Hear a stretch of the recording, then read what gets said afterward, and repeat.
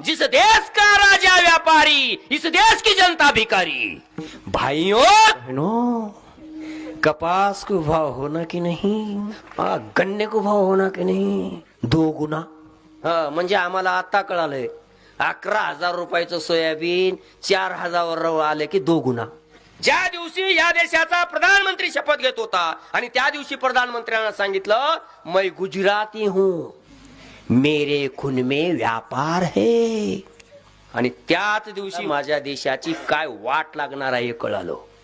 कारण कौटिल्याचं अर्थशास्त्र सांगत होतं, जिस देश का राजा व्यापारी, इस देश की जनता भिखारी।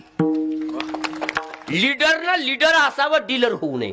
लीडरनं लीडर असावं, डीलर होऊ नये। पण माझ्या देशाचा प्रधानमंत्री ज्या वेळेला त्या ठिकाणी अंबानी आणि अदानीचा वेजंटपणा काम करतोय, त्या दिवशी मला कळालं आम जनतेचा राजा राहिलेला नाही।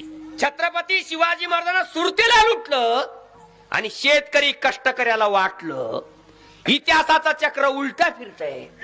शेतकऱ्याला लुटलं आणि अदानीला वाटलं, अदानी नावाचा माणूस आम्हाला माहित नव्हता।